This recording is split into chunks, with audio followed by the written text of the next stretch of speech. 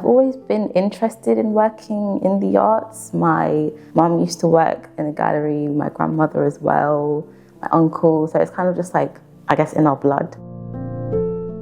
The visitor's assistant is front of house, we're the first people you meet. Talking to visitors, it makes me eager to know more. It is rewarding because coming into this, I didn't know anything, but now my knowledge is just growing, it's expanding. I'm becoming more curious as well.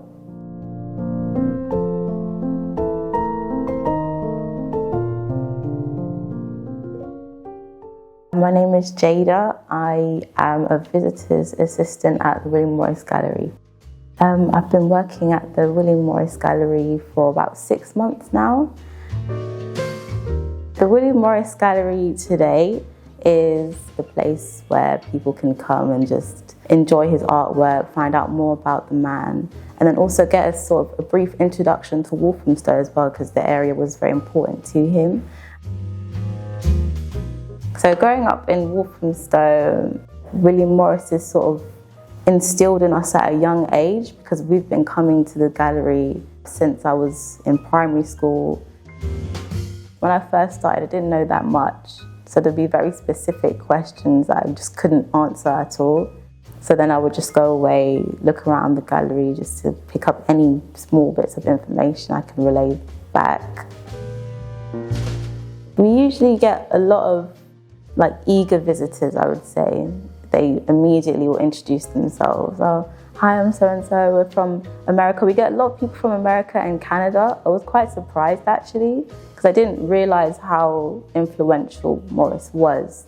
Sometimes we'll even get visitors who had relatives that worked for Morris. Recently we had one visitor, I think it was her great-grandfather he worked in stained glass for Morris, so he would help sort of paint and design the stained glass for the company.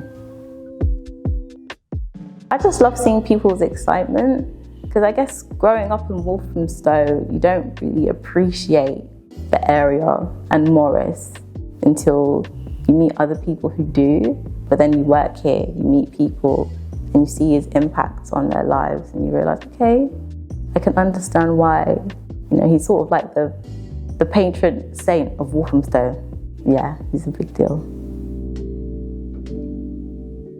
Working as a visitor's assistant is just making sure that at least when, they come in, they might have had a bad day or a bad time getting here, but when they're here, they've enjoyed their time, they've enjoyed their experience, and that they would come back again.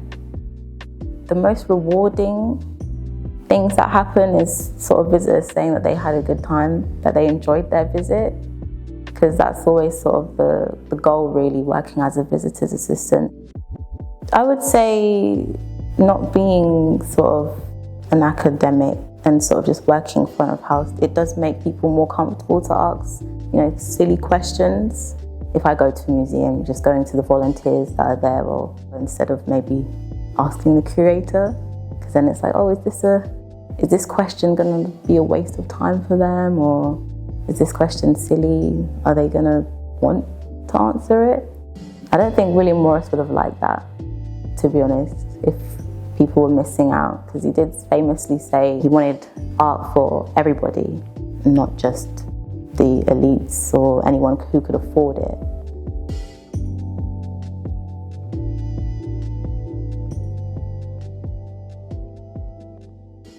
I would say my favourite object, it would have to be the Sussex chair. I just love the simplicity of the design, really. I love his mindset behind making his furniture. He said that anything in your home, it should be either useful or beautiful. And when you look sort of at the Sussex chair and all the other furniture that he's made, you can definitely see that it's useful, it works, it does its job, and it is beautiful. When I do have moments to myself, I always go back to the workshop. This is my favourite room in the gallery because it breaks down sort of the process of sort of everything that William Morris has made, from stained glass to ceramics to the wallpaper, tapestries.